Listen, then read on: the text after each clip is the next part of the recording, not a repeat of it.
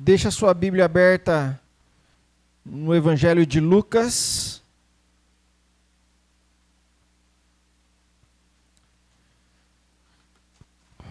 O Natal de Jesus é um tempo de festa e tempo de música. Já notou que nessa época do ano, dezembro, cânticos e músicas natalinas estão por toda parte. Aonde nós formos, nós ouviremos melodias alegres. A gente vai lá no centro da cidade, saindo de dentro das lojas, músicas de Natal, melodias alegres, nos carros do som anunciando as ofertas do mercado, músicas de Natal, melodias alegres, nos filmes natalinos que começam a passar na nossa televisão, as canções estão por toda parte. E isso tem um motivo, porque desde o primeiro Natal, a alegria pela chegada do Salvador foi traduzida em cânticos e em música. Uma explosão de louvor e alegria. Porque depois de mais de 400 anos de silêncio, conhecido por nós como o período interbíblico, que vai desde a última palavra de Deus, o último profeta de Deus, lá em Malaquias, quando Deus falava com o seu povo, até no Novo Testamento, onde Deus fala novamente. Nesse período conhecido como período interbíblico, se passou 400 anos, onde Deus se manteve em silêncio.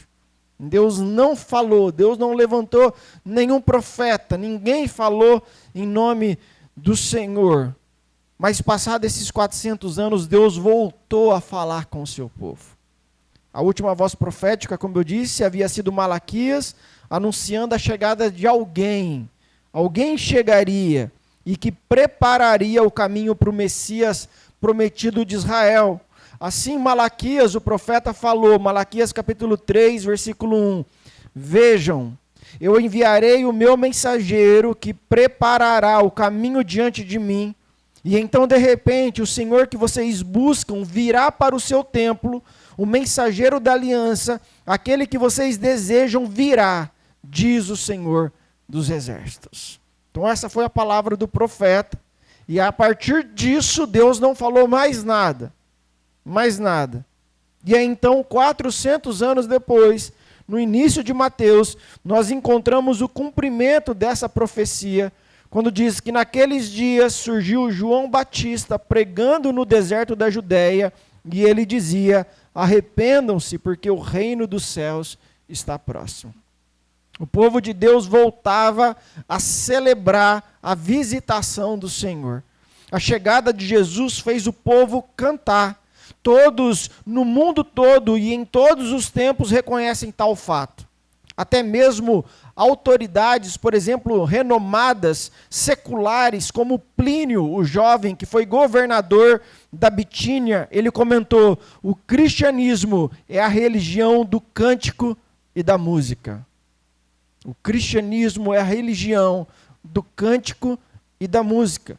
E a importância dessa declaração de Plínio está em que as suas 247 cartas escritas a amigos entre os anos de 97 e 102 depois de Cristo contêm as melhores descrições da vida cotidiana dos romanos, incluindo 2 correspondências que abordam o tema do cristianismo. Ou seja, um dos primeiros documentos fora da Bíblia, falando a respeito da igreja primitiva, foi escrita por esse Plínio, governador da Bitínia. Jesus Cristo fez do cristianismo a religião do cântico e da música. É por isso que nós cantamos no Natal, é por isso que nós cantamos na Páscoa, é por isso que nós cantamos o tempo todo, porque o cristianismo é a religião da música, do cântico. E Lucas, um historiador nato, inspirado por Deus, deixou registrado para a igreja de Jesus os 5 primeiros cânticos de Natal.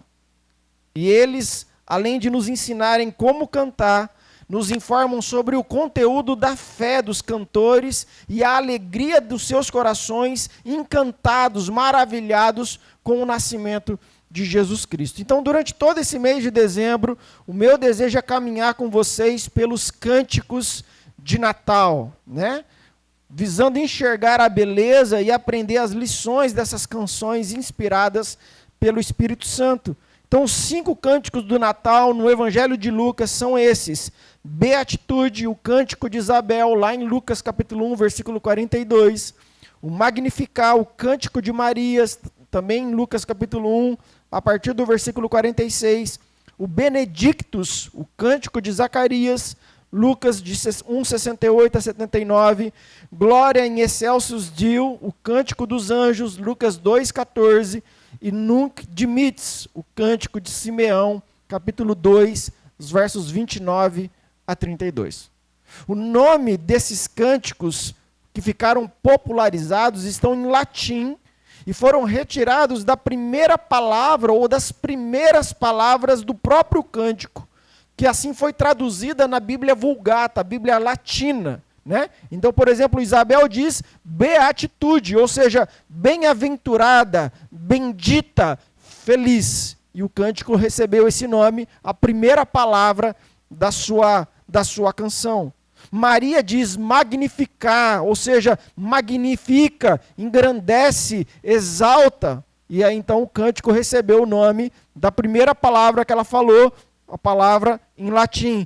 Zacarias disse benedictus, ou bendito, louvado. E o cântico recebeu de novo o nome da primeira palavra. Os anjos dizem glória em excelsis Deo, né? Glória a Deus nas alturas. Então recebeu esse nome em latim.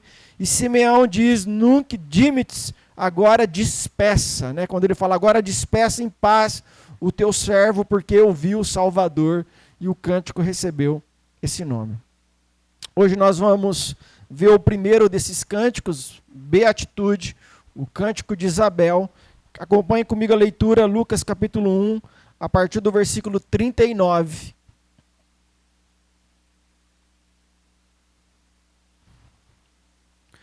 Lucas capítulo 1, a partir do versículo 39 até o 45.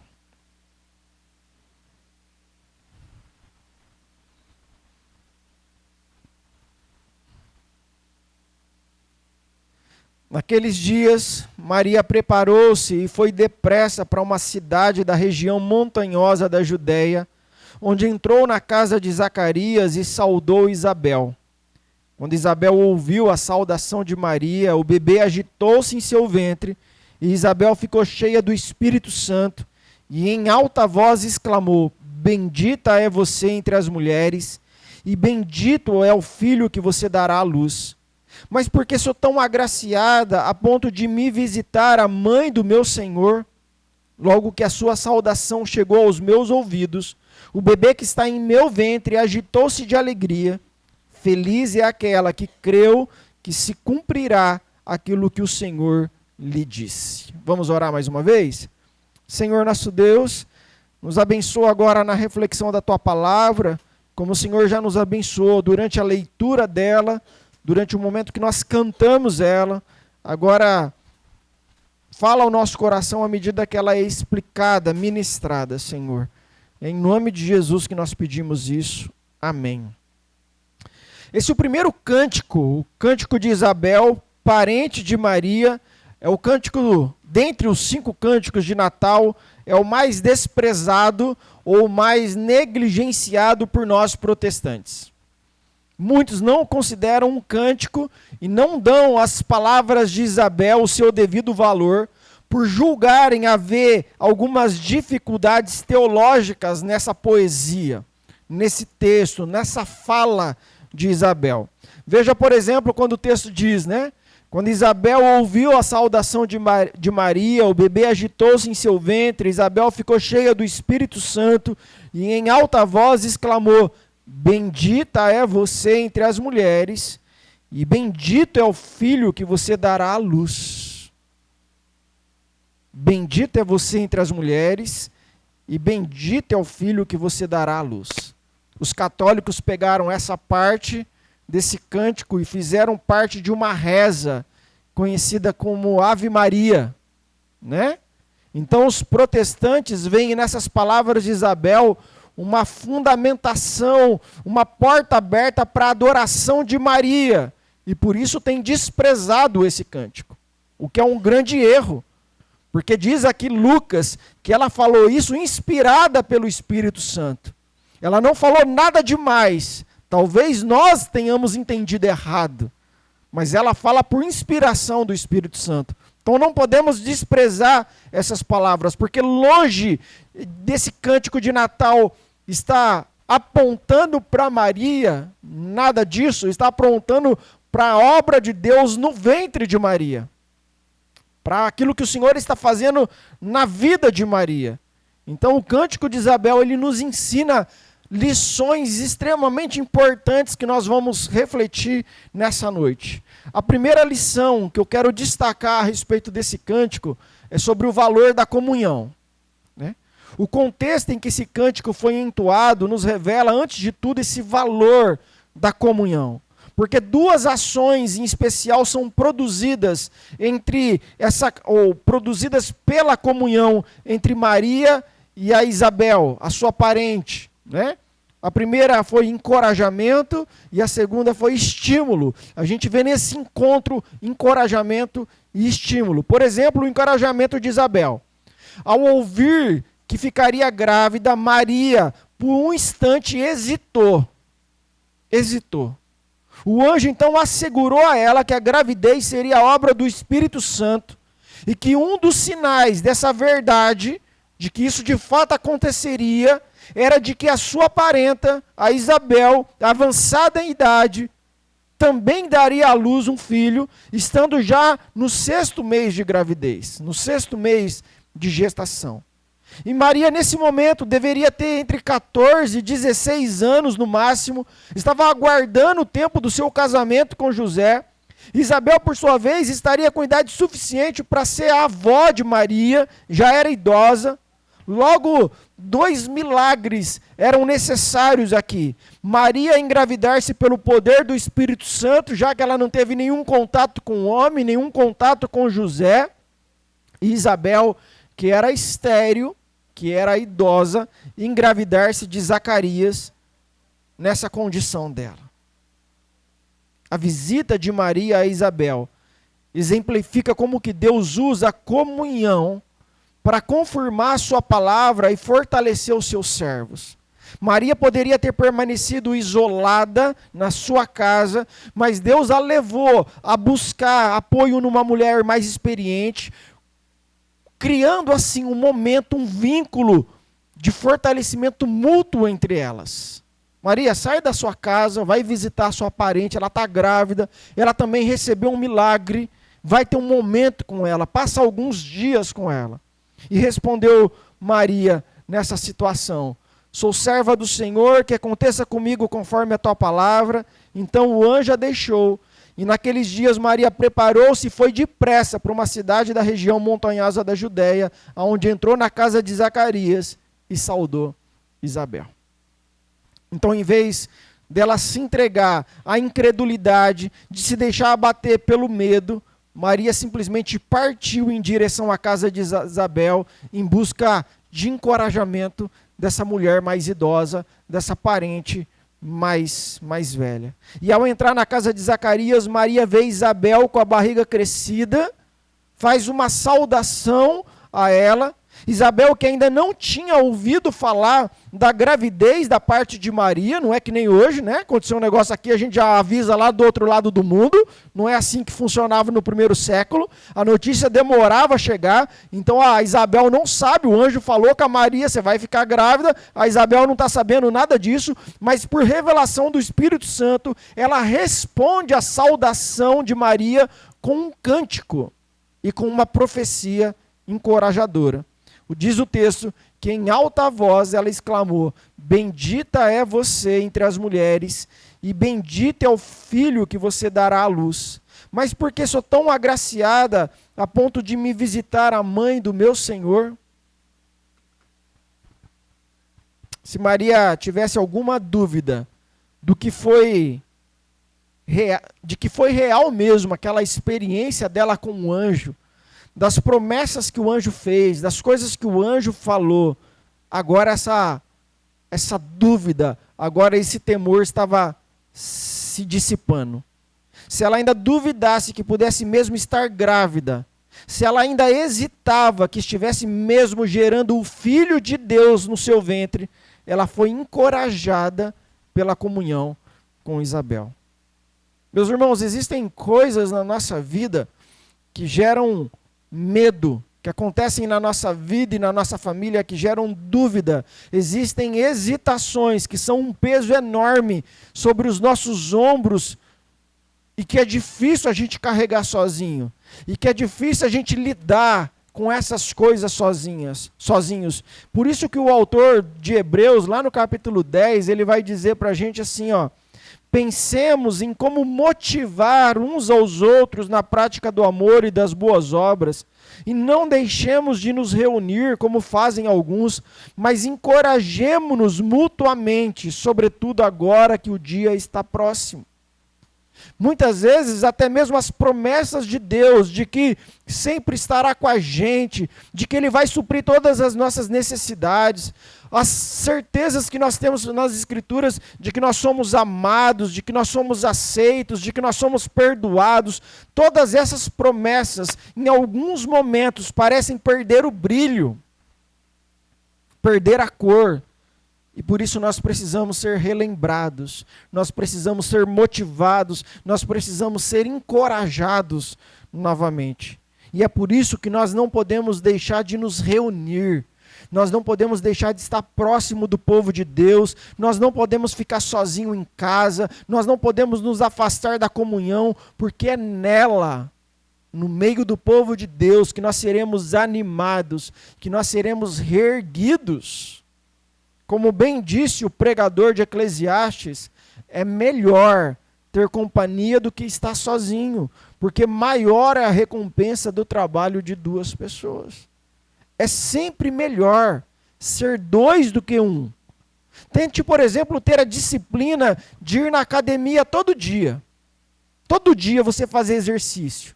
Você sempre vai deixar de ir no dia que tiver frio, no dia que tiver chovendo, no dia que você tiver dormido pouco, no dia que você tiver menos disposto, você vai falar assim: hoje eu não vou. Eu dormi muito pouco essa noite, hoje eu não vou na academia. Mas arrume um amigo, arrume uma amiga para te acompanhar na academia. E no dia que você tiver menos disposto, ele fala assim: não, vamos lá. Você pega mais leve hoje. Mas eu estou cansado. Não, mas hoje você fica lá só fazendo a esteira. Ele vai te animar a estar. E você vai perceber que sozinho, durante os 365 dias do ano, sozinho talvez você vá 50. Mas com um amigo, talvez você vá 250. Porque ele vai te apoiar, vai te encorajar. Ele vai fazer isso com você, você vai fazer isso com ele, e juntos, um encorajando o outro, vão mais longe. É como aqueles amigos que decidem correr uma maratona juntos e que vão um ajudando o outro no treino, um ajudando o outro na preparação. Quando um está cansado, o outro incentiva a fazer mais um pouquinho, faz mais alguns metros, e aí então no dia da maratona a motivação mútua continua acontecendo, e um incentivando o outro para todos cruzarem a linha de chegada. Assim é a comunhão cristã. Ela nos impulsiona a gente seguir firme.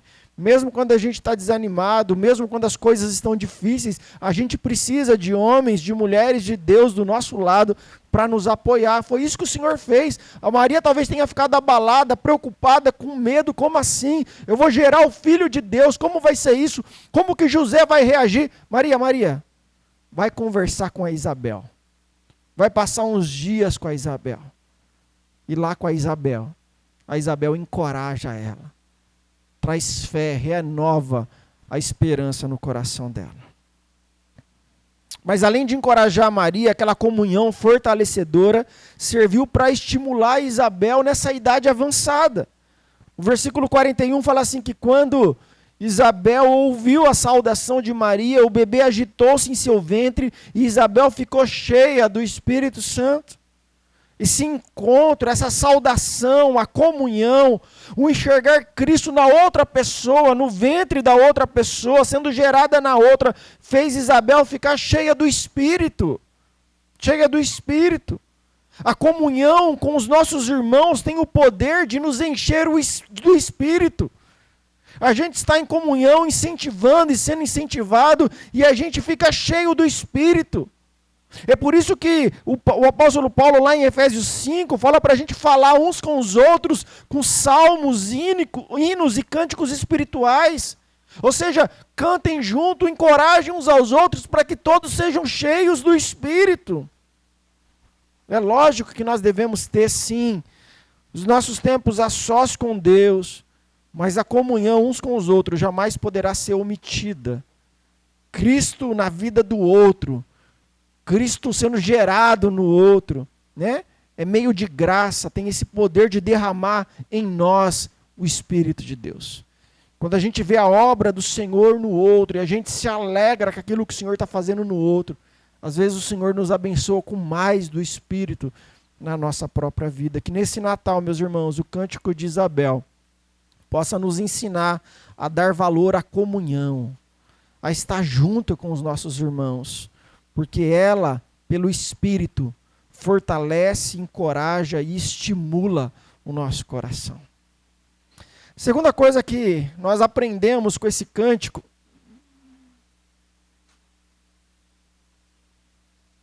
a virtude da humildade. Além dessa comunhão fortalecedora, o Cântico de Isabel nos revela a humildade do coração do adorador. Só consegue adorar verdadeiramente quem, pelo agir do Espírito Santo, aprendeu a deixar de olhar para si mesmo, passando a olhar para Deus no céu, passando a olhar para a obra de Cristo na vida do outro aqui na terra. Me impressiona aqui nessa passagem, nesse cântico, nesse encontro entre essas duas parentes, Isabel em momento algum falou dela mesma. Em momento algum falou dela. Isabel só falou de Cristo e da alegria de ver a graça de Deus agindo na vida de Maria.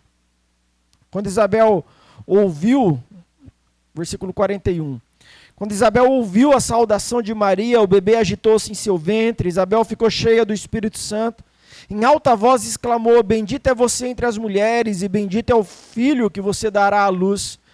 Mas por que sou tão agraciada a ponto de me visitar a mãe do meu Senhor? Logo que a sua saudação chegou aos meus ouvidos, o bebê que está em meu ventre agitou-se de alegria. Feliz é aquela que creu que se cumprirá aquilo que o Senhor lhe disse. Então observe. Isabel era a mais velha, mas a sua atenção está na jovem Maria. Isabel tinha sido estéril a vida toda, mas a sua alegria está na gravidez da Maria jovem, que não tem esterilidade alguma. Isabel tinha um menino saltitante no seu ventre, mas a sua importância está no fruto do ventre de Maria. Meus irmãos, que lição de humildade nesse cântico de Isabel.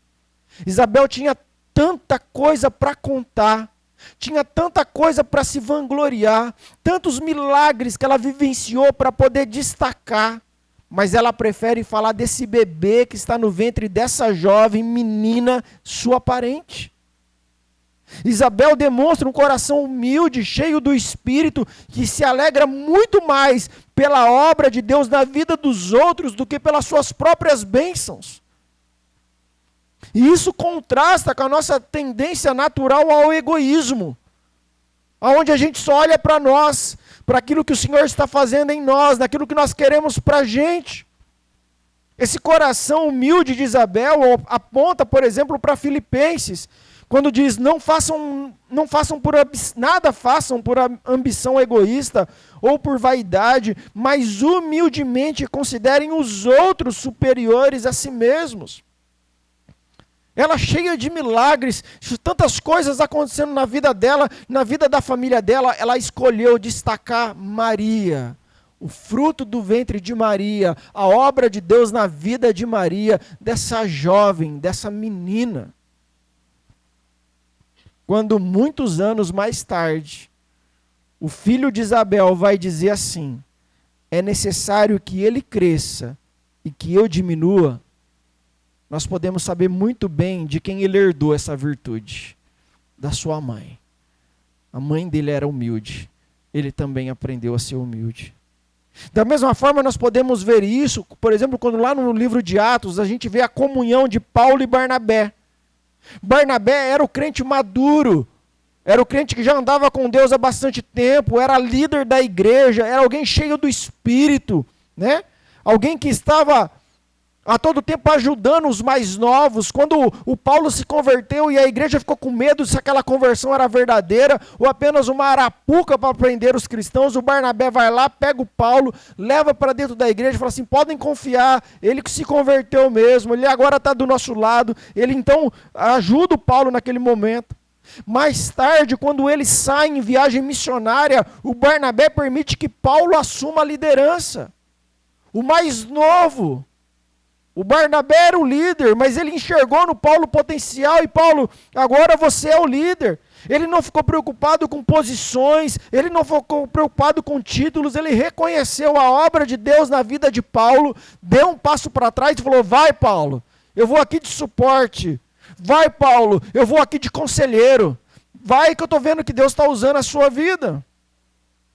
Por isso a minha oração é que a gente possa aprender a esvaziar de nós mesmos, permitindo que o Senhor nos encha com o Espírito Santo para a gente conseguir olhar para Deus e para Cristo sendo formado na vida do outro, Deus usando a vida do outro, e a gente ser esse que às vezes dá um passo para trás e fala, vai que eu estou no suporte, vai que eu fico como conselheiro.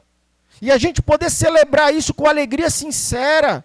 A gente poder dar espaço, ceder à liderança, apoiar, encorajar, porque não importa quanto tempo de crente nós temos, não importa há quanto tempo nós servimos a Deus nessa igreja, não importa quanto dinheiro eu já investi nesse lugar, o quanto eu já trabalhei, o que importa é quem Deus está querendo usar para os seus propósitos. E a gente precisa reconhecer isso, que talvez Deus está querendo usar uma jovenzinha, uma menininha, um menininho, e a gente dá um passo para trás e fala, pode ir, que eu te ajudo. Por isso, nesse Natal, o Cântico de Isabel nos ensina a dar valor a essa virtude da humildade, de se alegrar com o outro, de se alegrar com o que Deus está fazendo na vida do nosso irmão. E que no reino de Deus a gente não está em competição. Estamos todos trabalhando com o mesmo propósito. E que não importa quem está à frente, quem está na liderança, quem que recebe os títulos, não importa isso. O que importa é que a obra de Deus está sendo feita. E que não dá para todo mundo liderar. E que alguém fique de suporte, sem problema algum. Em terceiro lugar, o que o Cântico da Isabel nos ensina é sobre a vibração da canção. Deixa só eu voltar.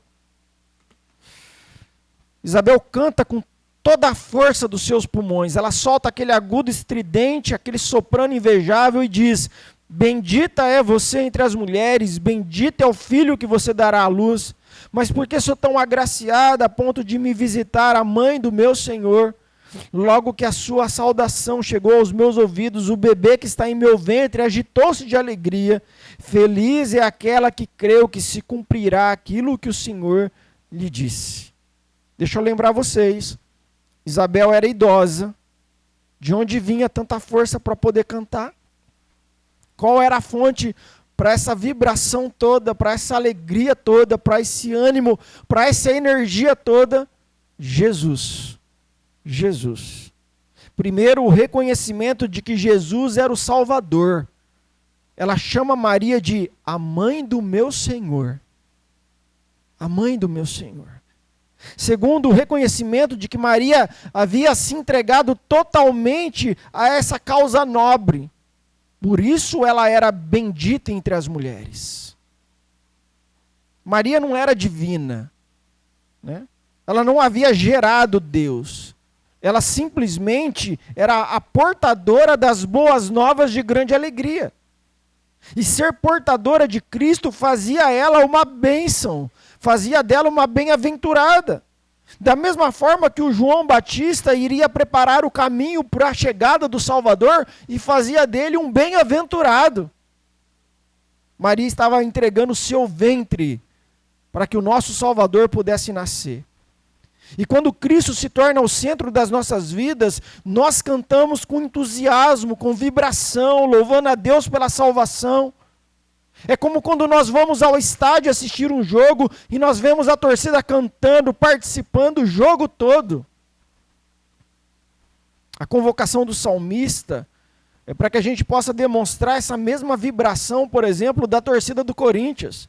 O salmista fala assim, ó: aclamem ao Senhor todos os habitantes da terra, prestem culto ao Senhor com alegria, entrem na sua presença com cânticos alegres, entrem por suas portas com ações de graças e em seus átrios com louvor, deem-lhe graças e bendigam o seu nome. Percebam a força, a veemência, a energia, a paixão, a vibração, o louvor genuíno que vem de um coração cheio de gratidão por Jesus.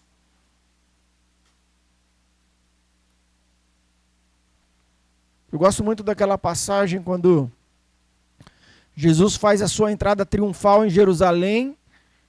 Lucas conta que a multidão começou a louvar a Deus alegremente e ele destaca em voz alta, ou seja, com força, com vibração. Os fariseus ficaram incomodados e pediram para Jesus repreender os discípulos. E Jesus responde: não dá.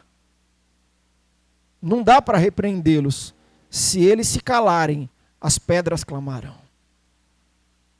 Meus irmãos, que nesse Natal, o cântico de Isabel nos ajude a vibrar pela nossa salvação, que nos ajude a aclamar o nosso Salvador, que nos ajude a celebrar o que Deus está fazendo na nossa vida, o que Deus está fazendo na vida das outras pessoas.